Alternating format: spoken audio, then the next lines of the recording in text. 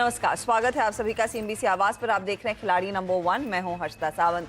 भारतीय बाजारों में आज फ्राइडे का सत्र और हम देख रहे हैं इस वीकेंड सेशन से ठीक पहले भारतीय बाजारों में गेंस देखने को मिले। कल एक बहुत तगड़ी तेजी देखने को मिली थी, उस तेजी का एक हल्का सा और एक्सटेंशन भारतीय स्क्रीन्स पर आपके दिखाई देगा।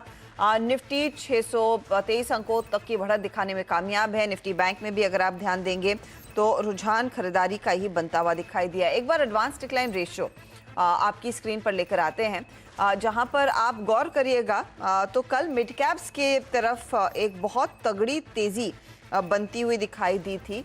आज के सत्र में वैसी ही शुरुआत हुई, हूबहू वैसी ही शुरुआत, लेकिन जैसे जैसे दिन चढ़ रहा है गिरने वाले स्टॉक्स की संख्या थोड़ी सी बढ़ी है। तो ऊपरी लेवल्स पर कुछ स्टॉक्स में प्रॉफिट बुकिंग हुई है, इसके साइंस आपकी स्क्रीन पर साफ देखने को मिल रहे हैं। देखिए mid cap index 200 point day high से हल्का होता हुआ दिखाई दे रहा है। इस समय बहुत ही मामूली बढ़त देखने को मिली है।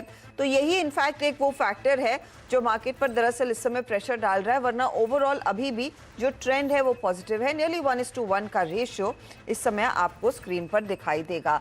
आगे बात करेंगे कुछ स्पेसिफिक स्टॉक्स की जो दरअसल मार्केट के इस मूड को सपोर्ट कर रहे हैं। आज बैंकों में फिर तेजी देखने को मिली है, चाहे वो कोटक हो, एचडीएफसी बैंक हो, आईसीआईसीआई बैंक हो, एसबीआई, एक्सिस, ये कुछ स्टॉक्स है जो फोकस में है। याद रखिएगा कोटक और आईसीआईसीआई बैंक के नंबर्स ओवर द वीकेंड आएंगे। आज रिलायंस पर सभी की नजरें हैं क्योंकि शाम को नतीजे आने वाले हैं और रिलायंस इंडस्ट्रीज का स्टॉक आधे % के गेंस के साथ ट्रेड करता हुआ। तो ये फिलहाल ओवरऑल मार्केट का हाल है। अब हमारे जानकारों की स्थिति क्या है वो आपकी स्क्रीन पर लेकर आते हैं। इस हफ्ते हमारा साथ दे रहे हैं समित चौहान, रूपक डे और साथ ही साथ राजन शाह। तो उनके कल दोपहर 3:30 बजे तक के रिटर्न स्क्रीन पर लेकर आएंगे। रूपक और समित के बीच है कांटे की टक्कर। रूपक अब करीब 18% के रिटर्न्स कल दोपहर तक दिखाकर गए हैं और समित ने 16% तक के रिटर्न्स दिखाए हैं। राजन शाह के लिए हफ्ता बेहद डिफिकल्ट रहा है क्योंकि इनके ट्रेड्स चले नहीं, -13% तक के रिटर्न्स इनके हो गए हैं। अब आज के लिए कौन से खास ट्रेड्स हमारे जानकार शॉर्टलिस्ट करने वाले हैं उसका जायजा लेते हैं। आप तीनों का स्वागत है। 16,600 के आसपास रूपक, मुझे कल याद है आपने कहा था एक्सपायरी होगी, उन्हीं लेवल्स को होल्ड करके हमने एक्सपायरी दिखाई। अब बताइए यहाँ से आगे, और स्पेशली क्योंकि अगला हफ्ता एकदम इंपॉर्टेंट रहेगा, मंथली एक्सपायरी जुलाई सीरीज की, I beg your pardon, expiry अगले गुरुवार को होने वाली है। उसके लिए कितना और स्ट्रेंथ आप देख रहे हैं मार्केट में? क्या हम अटेम्प्ट करेंगे 16,800 900 की तरफ एक मूव? Good morning. जैसा कि हम लोग देख रहे हैं कि निफ्टी धीरे धीरे करके जो राइजिंग चैनल का अपर बैंड पकड़ के ऊपर जा रहा है, बट हम लोग को याद रखना होगा प्रीवियस स्विंग हाई जो है वो उसका पास पहुंच गया निफ्टी, तो जो कि है 750 के आसपास। तो ओवरऑल एक सेलिंग प्रेशर रहेगा 600 और 750 के बीच में। और फॉर द शॉर्ट टर्म, मतलब for the very short term 1-2 दिन के लिए एक बार कंसोलिडेशन देखने को मिल सकता है जब तक वो अपर बैंड के पास है। तो ओवरऑल मुझे लगता है कि 16,600 16,750 के बीच में थोड़ा बहुत प्रॉफिट बुकिंग रह सकता है और नीचे सपोर्ट रहेगा 16,500। 16,500 के ऊपर जब तक रहेगा तब तक overall sideways to positive market रहेगा। और सिलेक्ट मिड कैप स्टॉक्स में बाइंग रहेगा। डेफिनेटली मिड कैप इंडेक्स में आज के दिन में सेलिंग प्रेशर है, but select mid cap stock में बाइंग रहेगा और अपना जो रणनीति रहेगा वो मिड कैप स्टॉक्स में रहेंगे लॉन्ग साइड में। कैश पर ही फोकस और लॉन्ग साइड का ट्रेड। तो 16,750 के आसपास थोड़ा सा लड़खड़ा सकता है मार्केट, थोड़ा सा अटक सकता है, उसके ऊपर निकलने में कुछ दिक्कत हो सकती है, लेकिन जब तक 16,500 इंटैक्ट है कोई चिंता की वजह नहीं है। निफ्टी बैंक पर समित आपके क्या विचार हैं? क्योंकि यहाँ पर भी देखिए ट्रेंड जो है वो बेहद मजबूत रहा और इनफैक्ट 2 दिन पहले तक हम यही कह रहे थे कि निफ्टी बैंक ज्यादा मजबूत है निफ्टी की तुलना में। अब इन दोनों का अगर आमने सामने रखते हैं तो बताइए आउट परफॉर्मेंस में ज्यादा योगदान किसका रहेगा? देखिए Harshad, out performance obviously high beta index है बैंकिंग, और जब भी हम ओवरऑल स्टेबिलिटी देखते हैं, जैसे ग्लोबली थोड़ी स्टेबिलिटी आई है, हमारे एंड पे अगर हम देखें तो हमारे मार्केट्स में एक सेंटिमेंट थोड़ा इंप्रूव हो गया है। तो अब जब भी ऐसे होगा आपको फाइनेंशियल जो हाई बीटा स्पेस है उसमें ही ट्रैक्शन ज्यादा मिलेगा। तो ऑब्वियसली बैंक निफ्टी जब भी मार्केट में ये रैली एक्सटेंड होगी, बैंक निफ्टी का आउट परफॉर्मेंस कंटिन्यू होगा। बट एट दिस जंक्चर या फिर मंथली एक्सपायरी के लिए पोजिशनिंग की बात करें तो हमें लगता है कि जैसे 2 दिनों से हम बताते जा रहे हैं, यहाँ से आपको इंडेक्स पे ज्यादा फोकस नहीं करना है, क्योंकि एक अच्छे रैली के बाद थोड़े बहुत जो डेरिवेटिव्स पॉइंट्स भी है, वो भी हम थोड़े बहुत ओवरबॉट टेरिटरी में देख रहे हैं। जैसे पीसीआर ओवरबॉट टेरिटरी में आ गया। Long short ratio last week से ये वीक में अच्छा खासा इंप्रूव हो गया, अभी भी ओवरबॉट नहीं है बट थोड़ा हायर लेवल पे आ गया। तो उसके चलते इंडेक्स में आपको हाई लेवल पे कंसोलिडेशन या थोड़ी प्रॉफिट बुकिंग दिखेगी, बट जो ट्रैजेक्टरी है वो ऊपर की तरफ कंटिन्यू होनी चाहिए। बाय एंड डिक्लाइंस का मार्केट है, but for a time being 3-4 दिनों की अगर हम बात करें तो ये एक्सपायरी तक आपको स्टॉक स्पेसिफिक रुझान ही आपको कंटिन्यू रखना है। और जो थीमेटिक मूव्स जो हम बताते आ रहे हैं, you have to identify apt themes, और वो थीम्स के हिसाब से फिर आपको जो पोटेंशियल मूवर्स है उसको स्पॉट करना है। ओके, तो थीमेटिक रहिएगा, पोटेंशियल मूवर्स और जहां पर अपॉर्चुनिटी है उसका दरअसल आइडेंटिफिकेशन बहुत इंपॉर्टेंट है इस मार्केट में अब पैसे बनाने के लिए। Rajan, it's been a very tough week for you. बताइए, कोई खास थीम आपने आइडेंटिफाई की है आज के लिए?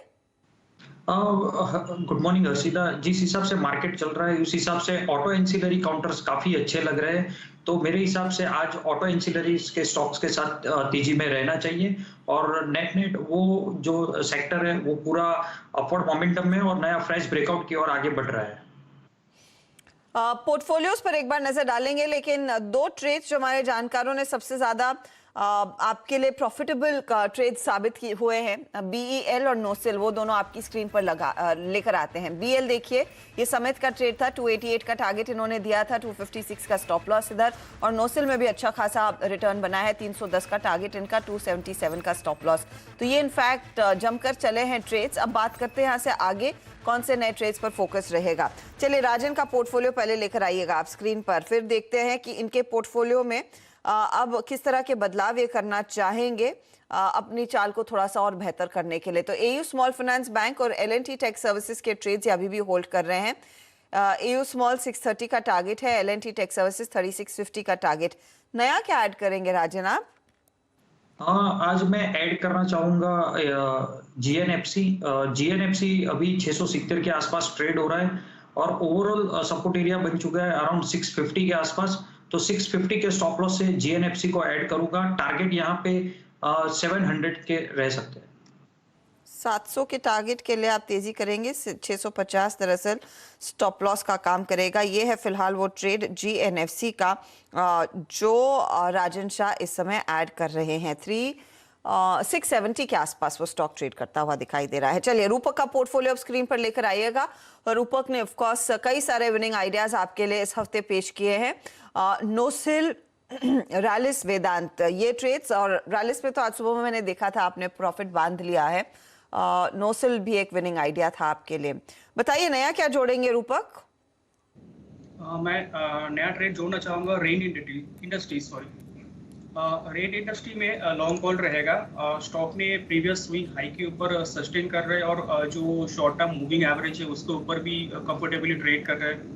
तो मेरे ख्याल से स्टॉक ऊपर की तरफ 180 तक जा सकता है, और ये शॉर्ट टर्म आइडिया है। और नीचे एक स्टॉप लॉस मेंटेन करना होगा, वो 155 पे। Rain industry, sorry I couldn't hear the target and stop loss very clearly. क्या लेवल्स हैं? टारगेट बस 180 और स्टॉप लॉस रहेगा 155। ओके, 180 का टारगेट और 155 का स्टॉप लॉस, ये फिलहाल आप ट्रेड इस समय आइडेंटिफाई कर रहे हैं। रेन इंडस्ट्रीज, रूपक रेन की बात कर रहे थे, समित और मेरी टीम कह रही है कि आप मुस्कुरा रहे थे, आपने भी चुना था क्या? यस, एग्जैक्टली, ऑब्जर्वेशन एकदम परफेक्ट था, क्योंकि रेन इंडस्ट्रीज भी मेरा ही प्रेफर्ड पिक था। तो आई गेस अभी उसका रिप्लेसमेंट मुझे ढूंढना पड़ेगा, बट एक स्टॉक है जो मैं यहाँ पे अभी शेयर कर सकता हूँ। एक स्टॉक में थोड़े टाइम में शेयर करूंगा। ठीक है, तो नया ट्रेड क्या जोड़ रहे हैं बताइएगा। बालाजी अमाइन काफी टाइम के बाद आज एक अच्छा ट्रैक्शन दिखा रहा है। ये ओवरऑल ऑफ रडार रहा है कुछ महीनों से, बट आज जैसे ये स्टॉक में वॉल्यूम एक्टिविटी आई है, उसका 200 डे एवरेज है, काफी अटेम्प्ट के बाद आज उसने एक वो पियर्स किया हुआ है ऊपर की तरफ, और जैसे ओवरऑल प्लेसमेंट है, पॉसिबल है यहाँ से बालाजी अमाइंस ये मूव एक्सटेंड करेगा। और ये हाई बीटा काउंटर है, जब भी मूव देता है उसके लिए 8-10% मूव देना कुछ बड़ी बात नहीं है। तो हम यहाँ पे इसको इमीडिएट अगर आप बात करो तो 3600 के टारगेट के लिए हम बाय करने की सलाह देंगे। नॉट नेसेसरी आज है, नेक्स्ट वीक के लिए भी ये कैरी कर सकते हैं। 3130 का यहाँ पे स्टॉप लॉस होगा और 3600 के टारगेट के लिए बालाजी अमाइंस हम यहाँ पे रेकमेंड करेंगे। तो 3600 के टारगेट के लिए बालाजी अमाइन आप लेकर आए हैं, 3130 का स्टॉप लॉस। अच्छा, क्योंकि आपको रेन पसंद आ रहा था, आप अगर ये ऐड करते तो आपका टारगेट क्या होता? 178 का टारगेट था और यहाँ पे हम स्टॉप लॉस लगभग 155.50 का रखने वाले ओके, तो बेसिकली उन्हीं लेवल्स के आसपास रूपक ने भी कहा है 180। तो देखिए, ये रेन इंडस्ट्रीज एक कंसेंसस कॉल है, इस पर आपका एडिशनल जोर होना चाहिए, क्योंकि रूपक ने पहले दे दिया तो इनके पोर्टफोलियो का हिस्सा है। वैसे अगर समित के पास पहले जाते तो समित इसको जोड़ लेते। तो 180 के टारगेट के लिए रेन में एक तेजी करने की सलाह रूपक ने दी और बालाजी अमाइंस पर समित इस समय बुलिश है। इनफैक्ट समित का हमने पोर्टफोलियो नहीं देखा, एक बार दिखाइएगा क्या क्या ट्रेड्स इन्होंने लिए और क्या हुआ है उनमें। तो एक तो बीईएल में आज सुबह में इन्होंने प्रॉफिट बांध लिया। केपीआईटी टेक्नोलॉजीज के ट्रेड को अभी भी ये होल्ड कर रहे हैं 592 के टारगेट के लिए और एनबीसीसी में भी इन्होंने एग्जिट कर लिया। तो समित कुछ और टाइम लेंगे, एक नया ट्रेड ढूंढेंगे। रूपक, इन द मीनवाइल कोई नया ट्रेड इस समय आप रेन के साथ जोड़ रहे हैं? इनके साथ मेरा दूसरा ट्रेड रहेगा चंबल फर्टिलाइजर पे। Chambal fertiliser very near term moving average के ऊपर ट्रेड कर रहा है, वॉल्यूम भी डिसेंट है एक दो दिन के लिए और मोमेंटम इंडिकेटर भी इंडिकेट कर रहा है अपसाइड मोमेंटम। तो मेरे ख्याल से ये शॉर्ट टर्म में टुवर्ड्स 355 तक जा सकता है। नीचे एक स्टॉप लॉस मेंटेन करना रहेगा 307 पे। सॉरी, स्टॉप लॉस क्या रहेगा? टारगेट तो 355 का है। स्टॉप लॉस रहेगा 307। कुछ तो थोड़ी सी दिक्कत आ रही है कि बीच बीच में ऑडियो डिप हो रहा है, इसीलिए मैं ठीक से सुन नहीं पा रही हूँ। 355 का टारगेट, 355 का टारगेट चंबल फर्टिलाइजर में और 307 का स्टॉप लॉस। ये है फिलहाल रूपक की पिक्स। समित को कुछ और टाइम देते हैं। कुछ मिला समित या फिर ब्रेक के बाद आपसे बात करें?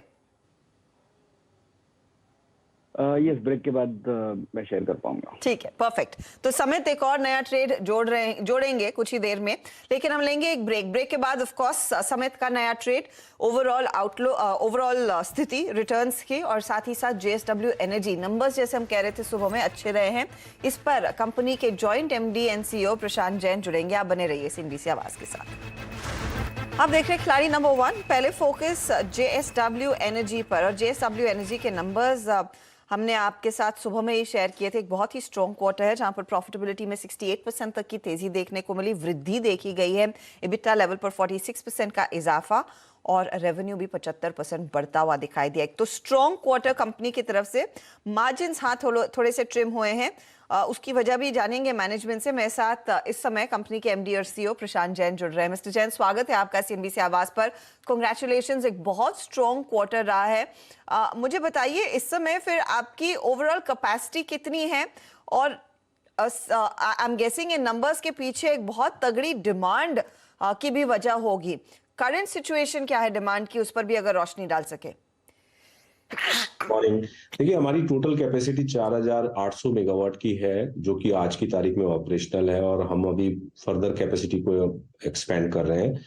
और जैसा कि आपने कहा कि डिमांड के बारे में, तो डिमांड पिछले क्वार्टर में पूरे कंट्री के अंदर में करीब 16.8% की पावर की डिमांड की ग्रोथ हमने देखने को मिली और जो कि पिछले साल करीब 8% की पावर की डिमांड हमने ग्रोथ देखी थी पिछले साल। तो अभी करंट क्वार्टर के अंदर में डिमांड बहुत अच्छी है। पिछले 20 सालों में हमने देखा था कि करीब 5 से 5.25% की एवरेज पावर डिमांड की ग्रोथ, बट अभी धीरे धीरे पावर की डिमांड इकोनॉमिक एक्टिविटी की वजह से बढ़ती जा रही है और हमको लगता है कि आने वाले कुछ समय के अंदर में ये पावर की डिमांड 7 से 8% की दर से बढ़ेगी। 8% तक की डिमांड बढ़ने के आसार है। That's good to hear. अच्छा, ये बताइए तो ओवरऑल फिर Q1 में आपने कितनी कैपेसिटी कमीशन की और कितना आगे से स्केल कर पाएंगे आगे? हमारे Q1 के अंदर में कोई कैपेसिटी एडिशन नहीं हुआ था। हमने एक्चुअली लास्ट क्वार्टर के अंदर में करीब 225 मेगावाट की कैपेसिटी का एडिशन किया था जो कि फुल ऑपरेशनल हुई हमारे इस क्वार्टर के अंदर में। ये हमारा एक नया सोलर प्लांट था जो हमने कर्नाटका स्टेट के अंदर में लगाया था, जिसका करीब 92 मिलियन यूनिट का एनर्जी कंट्रीब्यूशन आया हमारा इस करंट क्वार्टर में। अभी हमारी 2500 मेगावाट की कैपेसिटी कंस्ट्रक्शन में है, जो कि अगले 18 महीने में कमीशन हो जाएगी। ये इस क्वार्टर के में हर महीने ये कमीशनिंग शुरू होगी और धीरे-धीरे ये 18 महीने में कंप्लीट हो जाएगी। हमने एक मीडियम टर्म और एक लॉन्ग टर्म प्लान बनाया है, जो कि हमने सभी इन्वेस्टर्स और स्टेक होल्डर्स के साथ में शेयर किया था पिछले करीब 12 महीने पहले, जिसमें हमने FY25 तक हमारी कैपेसिटी को 10,000 मेगावाट करने का प्लान बनाया था और FY30 तक इसको 20,000 मेगावाट करने का प्लान था। तो ये जो 10,000 मेगावाट FY25 तक हम कैपेसिटी का प्लान किए हुए हैं, ये हम समय से पहले इसको अचीव कर लेंगे। Okay, coming back to the point, जब हम डिमांड की बात कर रहे थे, आपने कहा डिमांड आगे 7 से 8% ग्रो होने के आसार बनते दिखाई दे रहे हैं। इस बढ़ती डिमांड में फिर क्या मर्चेंट टैरिफ्स भी बढ़ेंगे? क्या उसका भी फायदा आपके हाथ लग पाएगा? देखिए, हमने इस क्वार्टर के अंदर में करीब 900 million unit, which is 90 crore unit हमने मर्चेंट मार्केट में बेची, जो कि पिछले क्वार्टर के मुकाबले करीब 6 गुना ज्यादा है। और क्योंकि अभी पावर की डिमांड अच्छी चल रही है और हमारे पास करीब 800 मेगावाट की ऐसी अनटाइड कैपेसिटी है जिसका कोई long term power purchase agreement नहीं है, तो हमको ये एडवांटेज, एक स्पेसिफिकली JSW एनर्जी को ये एडवांटेज है। और ये पिछले क्वार्टर में जो ये हमने वॉल्यूम बेचा, वो पूरे कंट्री के पावर एक्सचेंज वॉल्यूम का करीब 8% वॉल्यूम है। तो हम लोग काफी अपबीट हैं इस कैपेसिटी को लेके, और हमको लगता है कि आने वाले क्वार्टर्स में और कुछ समय में हमको इस बात का एडवांटेज मिलेगा। दूसरी बात, देखिए, आज की तारीख में करीब 15 से 16 गीगावाट की कैपेसिटी एडिशन हो रही है, जो कि मेनली रिन्यूएबल कैपेसिटी है। अगर मैं उसको प्लांट लोड फैक्टर के हिसाब से नॉर्मलाइज करता हूं, तो वो करीब 3 से 4,000 मेगावाट के इक्विवेलेंट होता है, जबकि पावर की डिमांड करीब 10 से 12,000 मेगावाट से ग्रो हो रही है। तो धीरे धीरे ये पावर डेफिसिट जो है, इसकी वजह से मर्चेंट के टैरिफ थोड़े एलिवेटेड हैं, और वो एलिवेटेड रहेंगे कुछ समय में, जब तक कि फर्दर ज्यादा तेजी से कैपेसिटी एडिशन नहीं होता है।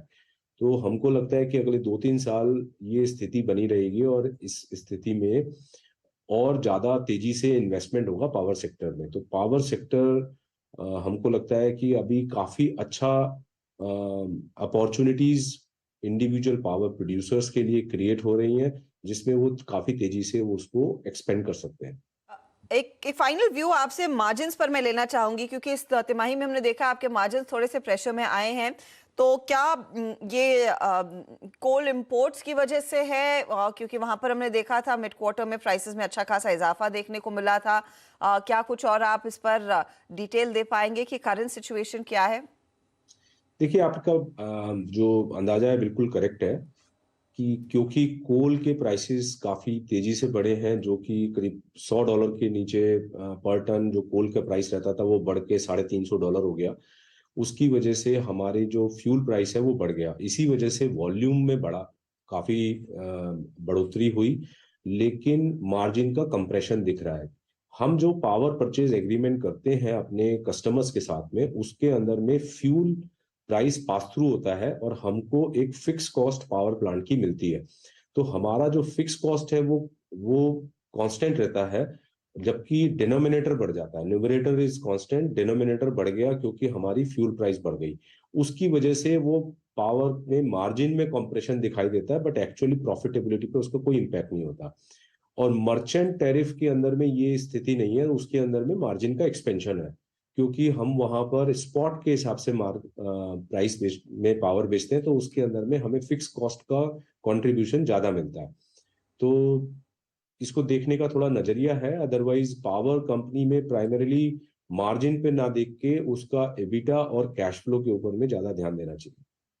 शुक्रिया मिस्टर जैन हमारे लिए समय निकालने के लिए, and all the very best coming quarters के लिए। तो एक स्ट्रॉन्ग क्वार्टर JSW एनर्जी की तरफ से, और एक स्ट्रॉन्ग आउटलुक भी दरअसल पावर डिमांड और मर्चेंट टैरिफ रेट्स को लेकर। चलिए वापस लौटते हैं खिलाड़ी नंबर 1 पर। समित ने इनफैक्ट कहा था कि एक और ट्रेड वो जोड़ेंगे। समित, बताइए क्या निकाला है आपने आइडिया? यहाँ पे कजारिया सिरेमिक्स अच्छा लग रहा है। एक लास्ट अगर 3-4 महीने की प्राइस एक्शन देखे तो स्टॉक ने काफी कंसोलिडेट किया उसके इम्पोर्टेंट सपोर्ट के आसपास। इसको अभी बेस बिल्डिंग मानेंगे क्योंकि रिसेंटली स्टॉक में वापस एक अच्छी खासी मूव ऊपर की तरफ स्टार्ट हुई है। कल स्टॉक ने एक प्राइस वॉल्यूम ब्रेकआउट दिया है तो हमें लगता है कि ये स्टॉक यहाँ से मूव कर सकता है। 1025 के स्टॉप लॉस से हम कजारिया सिरेमिक्स बाय करने की सलाह देंगे। 1240 का टारगेट होगा। 1240 का टारगेट ये है फिलहाल आपके लिए तेजी का ट्रेड। 1025 के आसपास स्टॉप लॉस लगाइए। चलिए एक एक करके सभी के पोर्टफोलियो अब आपकी स्क्रीन पर आ जाएंगे और आपको ये भी अंदाजा लगेगा कि कौन सा स्टॉक दरअसल आउट परफॉर्म कर रहा है हमारे इन जानकारों के लिए। तो पहला पोर्टफोलियो किसका आ रहा है बताइएगा डायरेक्टर साहब, उसी की बात कर लेंगे। रूपक समित और राजन शाह के बीच दरअसल इस हफ्ते है यह मुकाबला। लेकर आइए प्लीज। बालाजी एमाइन समित ने दिया 3600 के टारगेट के लिए 3130 का स्टॉप लॉस था। कजारिया सेरेमिक्स इनका दूसरा ट्रेड था। 1240 का ट्रेड टारगेट और 1025 का स्टॉप लॉस। केपीआईटी को कैरी कर रहे हैं तो बालाजी और कजारिया मैक्सिमम रिटर्न्स इनको दे रहे हैं। अब आएंगे रूपक डे के पोर्टफोलियो पर। रूपक ने रेन इंडस्ट्रीज जोड़ा। 180 का टारगेट, 155 का स्टॉप लॉस। चंबल फर्टिलाइजर इनका अगला ट्रेड। 355 का टारगेट है, 307 का स्टॉप लॉस। रिटर्न्स देखिए, रेन नियरली 1% के गेंस दिखा रहा है, आधे % के रिटर्न्स चंबल फर्टिलाइजर की तरफ से। राजन शाह ने एक नया ट्रेड जोड़ा है, जीएनएफसी 700 का टारगेट, 650 है स्टॉप लॉस। इसके अलावा इन्होंने एयू स्मॉल और एलएनटी टेक सर्विसेज के ट्रेड को दरअसल किया है कैरी। दिखाइएगा प्लीज राजन का पोर्टफोलियो। और एयू स्मॉल ड्रैग कर रहा है, एलएनटी टेक सर्विसेज की ओर से भी दबाव आ रहा है, जीएनएफसी हल्का सा योगदान देता हुआ। अब ओवरऑल रिटर्न्स भी आ जाएंगे आपकी स्क्रीन पर इन तीनों के बीच, और स्पेशली समित और रूपक के बीच तो कांटे की टक्कर मेरे ख्याल में बनती हुई दिखाई देगी, क्योंकि दोनों ने इनफैक्ट इस हफ्ते की तेजी का फायदा उठाया है, लेकिन रूपक आगे निकल गए हैं, मार्जिन बढ़ा दिया है इन्होंने अपने ट्रेड के साथ। 20% के रिटर्न्स अब रूपक डे के, समित के 15% से ज्यादा के रिटर्न्स हैं, और राजन शाह -13% के रिटर्न्स पर। तो ये है आपके लिए स्थिति। आज 1 बजे एक अपडेट लेकर आएंगे जरूर खिलाड़ी नंबर 1 का, और आज दोपहर 3:30 बजे मार्केट बंद होते ही इस हफ्ते के विजेता से भी डिटेल में होगी बातचीत। अगले हफ्ते का आउटलुक भी समझेंगे। ऑल द वेरी बेस्ट आप तीनों को, एंड शुक्रिया इस हफ्ते हमारे लिए समय निकालने के लिए। चलिए वक्त हो रहा है एक ब्रेक का। ब्रेक के बाद कमोडिटी मार्केट के एक्शन पर पूरा फोकस, बने रहिए CNBC आवाज के साथ।